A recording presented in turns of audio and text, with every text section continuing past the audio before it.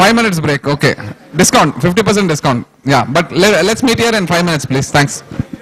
And I would like to offer him a gift on behalf of Traders Carnival. Thank you. Hey, real good. Real good. Good thing, you know, it ends well. I hope it's Yeah, it's the beginning. no, thanks. Have a nice flight. Okay, Abhijit now has. We wish him a nice flight back to Mumbai. Abhijit has an interesting thought, and he's already thinking ahead, forward for Traders Carnival 2013. I'll let him speak about it. Yeah, the first thing is Traders Carnival 2013 has been hijacked from the state of Karnataka. It will be in Bombay or Pune. So we need volunteers.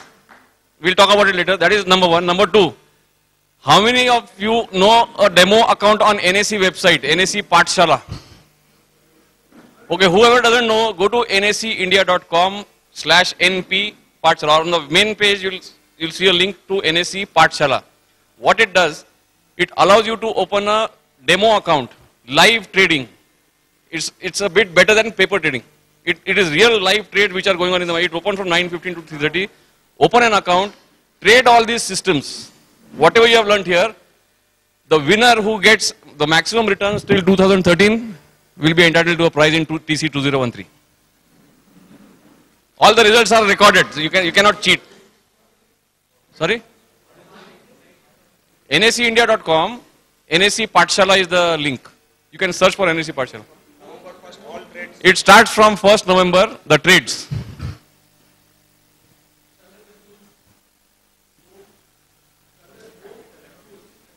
Yeah, nacindia.com, NP, under tools.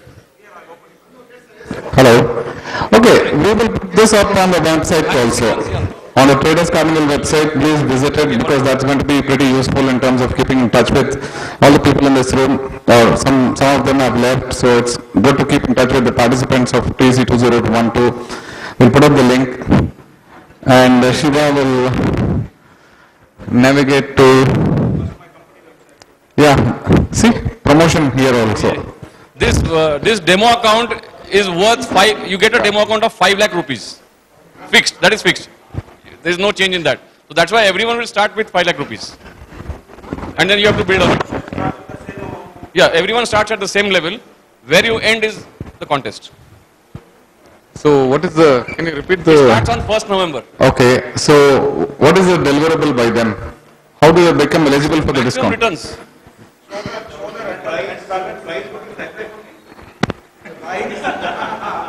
आप sponsor करो, no problem.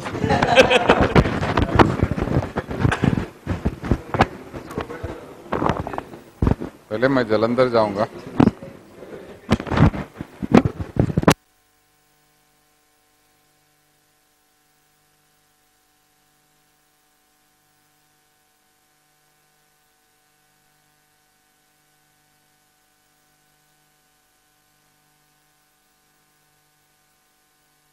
To trade in currency, stock, futures, even the US index, it does.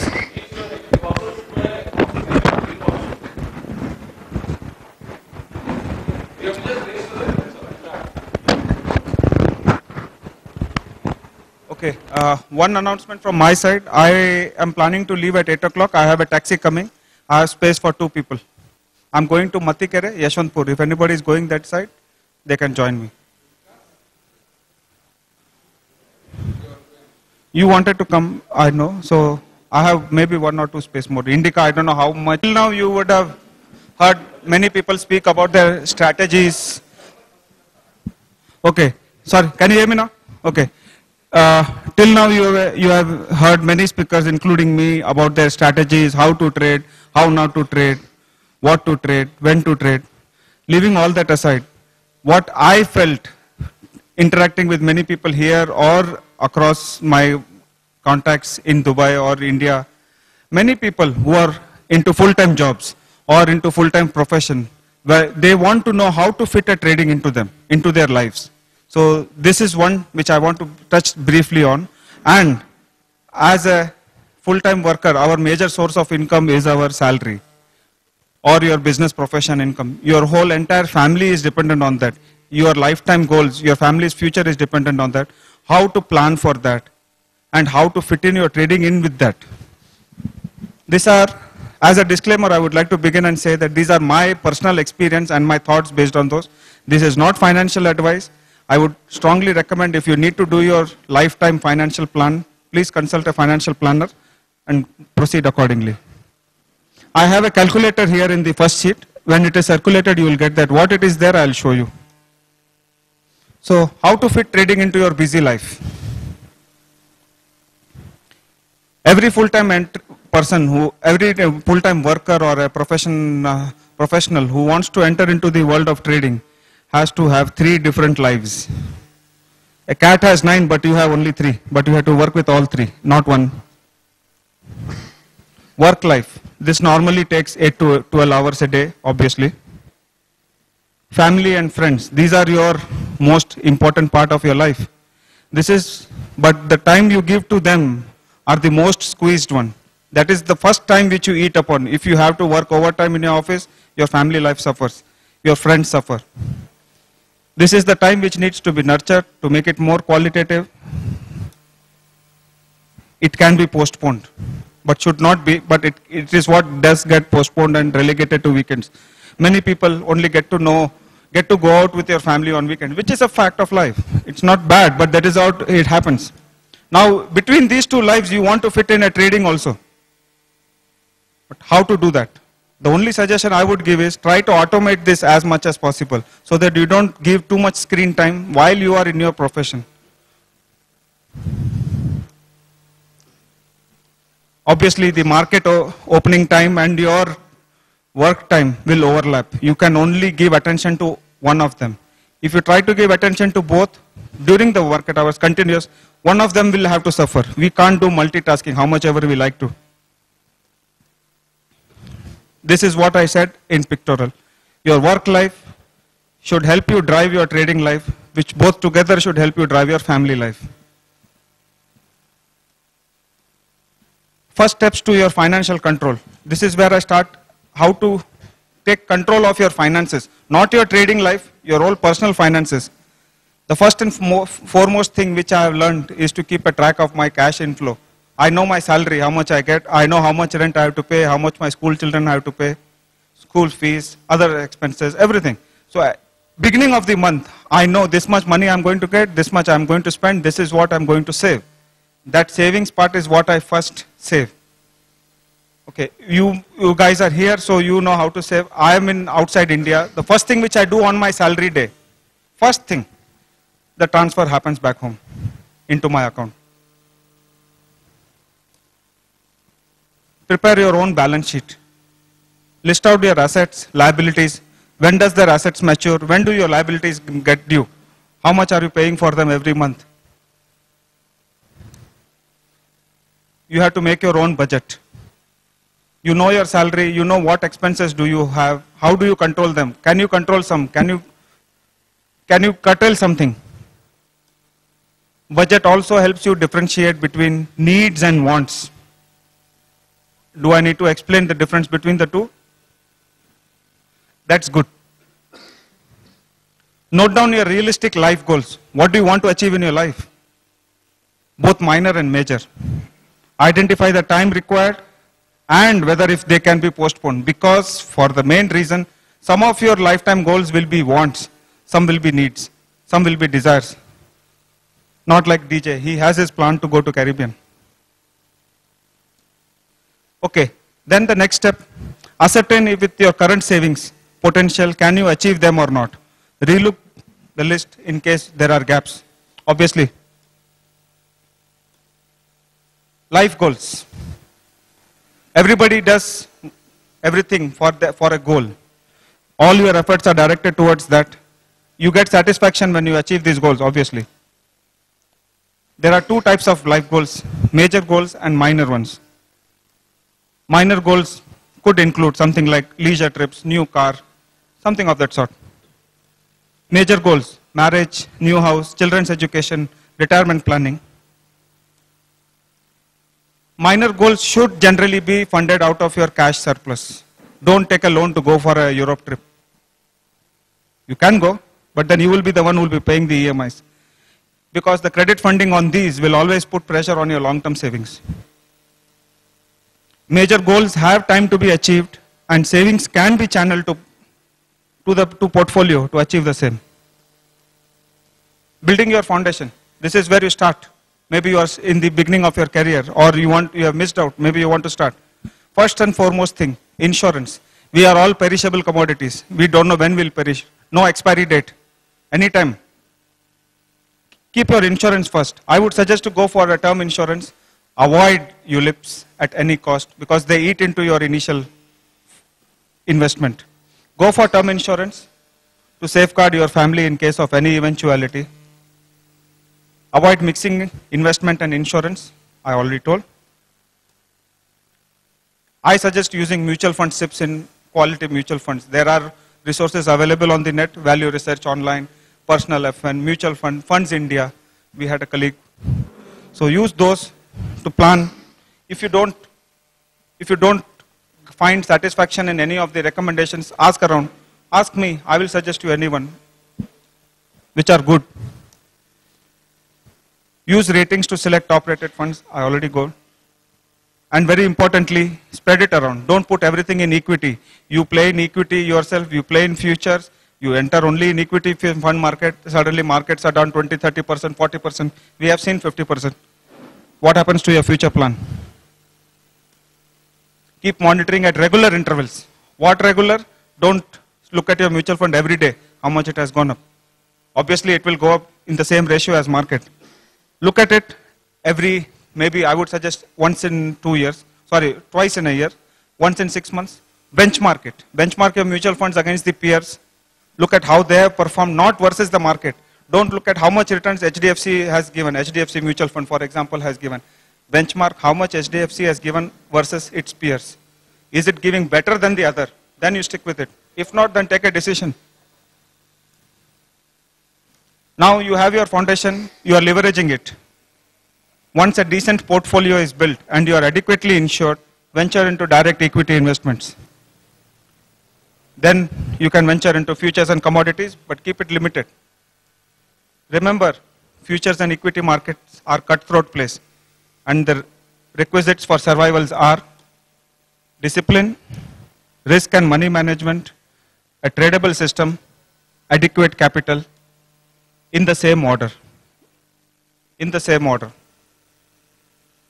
De-risk your cash flow by generating multiple inflows. What I mean is, you are dependent on only one inflow, your salary. Try to prepare, try to generate multiple cash flows. Maybe you have a fixed deposit, maybe you have an MIP, maybe you have a recurring deposit which pays you a monthly amount. Something which keeps you a cash flow coming in. I have in the first Excel sheet, a small sheet which I use myself to share with my friends. It's a simple thing. Value of current investments, amount to be invested, which you can invest every month. Indicative rate of return. All the ones in red, you can fill it up yourself. It will change this. So I had, for example, put that I'm going to invest up to the age of 50. I'm going to retire at the age of 60, but maybe I will withdraw only up to 80. After 80, I don't care what happened to me. So it gives you an indicative. 41 years of age, 25 is the monthly investment you are going to make. What is going to be the value of investment when you are going to stop it? And when you are beginning to retire? And what is the monthly withdrawal allowed for you? Remember, this is not inflation indexed. This is at the current value. There is an inflation index. I didn't want to confuse it more. This is the one. I have one more sheet in that which helps you plan for your lifetime goal. You have a goal that you want to buy a house maybe 10 years down the line. You know the indicative amount currently how much you are going to pay for it. There is an inflation there. After 10 years, if you want to buy at the current price, it will be obviously more. How much do you save? Because the saving which you put now, that also multiplies. You have that benefit also.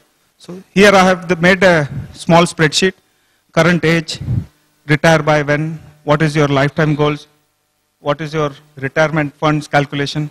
Say you want to retire by 232, so it's all derived by there. It puts the amount here.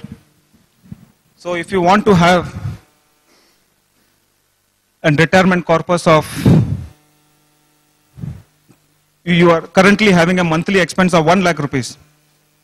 To sustain that same thing on 2032, you would require 3,20,000 at the suggested inflation rate. For that, you have to save today 20,879 per month, provided you get that particular rate of return. I have put both 20% in debt and 80% in equity before you retire, because that time you can take risks. Maybe it's not suited for you. You can change the percentages. After retirement, because you want to safeguard your investment, you will put 50 in debt. That's maybe conservative or more non-conservative. You can change it. It will give you an indicative amount so that you know how much you have to plan, how much you can save. Are your lifetime goals realistic or not? This is my motto in life. You work hard for your money, so let it work hard for you. Don't let it sit idle. That's it. Any? Shiv, this is a fantastic thing which you said, because my firm does something similar to what you did. I'd like to add only one more thing what you said. Okay. Each one of us should have a health insurance. Each one of us should have Should have a health insurance. health insurance. Yeah, even if your company provides you one. By insurance, I meant both. Nah, fair enough, but since I said, let me be more explicit by saying that. We all believe that our company provides one, so we do not take one.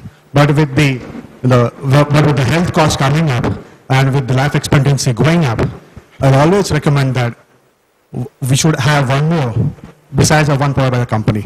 Take a plain vanilla one, as you said. You said term insurance, I say cash flow management. So that makes it more, easier for folks to relate to. When insurance becomes a dirty word, when you say cash flow management, no, it's only English. And again, please have health insurance. Take it from anyone whom you trust, but please have one. Great, sir. Thanks. Thank you. Here somebody had a question. Sir, Abhi. So I have one confusion whether how much money one needs to set aside as a trading capital. Like I have a full-time job. How much money can you afford to lose?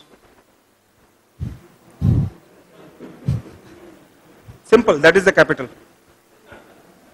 Simple, pretty simple. If anybody disagrees, let me know. Sriram sir. Huh? Trading capital is the money which you can afford to lose.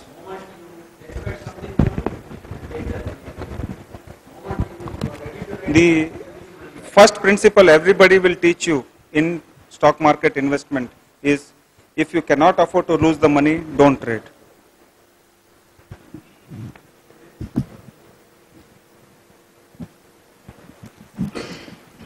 Done? Thanks a lot. About for giving this realistic, real life, sharing this information with real life examples. That's very, very relevant to. Oh, yeah, but you have taken term insurance, right? Yeah. Yeah. So those are realistic examples. Meaning you're also walking the talk. Thanks, Shiva. Yeah. Yeah, he's being diplomatic. Okay.